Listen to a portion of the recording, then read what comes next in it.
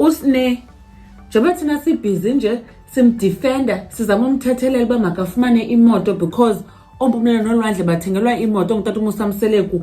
Yena ubhizi mntasekhaya uyagroova, ushiya ibhedi zingendlulwanga, ushiya imbiza zibolile ezitovini. Usne wonwabile sana, uyajayiva. Thina siyajajwa kuthiwa sithini ke ngoku because nanku usne esoyiswa kuvasa isitya, esoyiswa kukwendlula, esoyiswa kusonga impahla.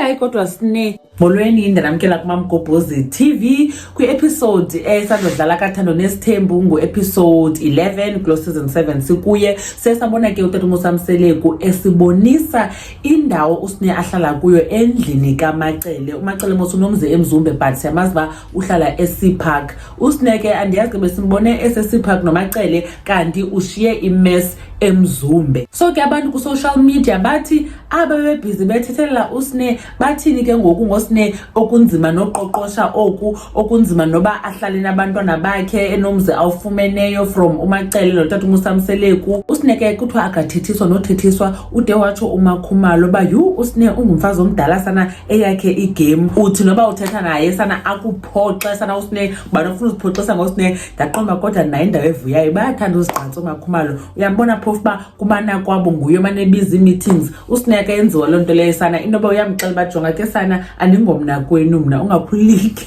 Kodwa shema ndifuna uphosisa ngoba endibukelela sini bendinayo indawo yoqonda hayibo utata Musa Mseleku, how can he embarrass his daughter like that? But ke befuna usibonisa uba nanku ke usne lonina nimane nisithi ndiyamcalucalula izinto azenzayo, woyiswa kuthi take care of irumana alala kuyo nekhitshi aphekela kulo. So ke kuxanza mnika imoto uzayithini, uzayironkonkotha kaloku lo moto. Khanike nitsho ke nina nicinga ntoni ngale situation kaSne athe wa-exposwa ngutata Musa Mseleku on national television ubunuku okanye ubuxeleku bakhe? Mamgobhozi uyanibona kwivideo elandelayo. Bye.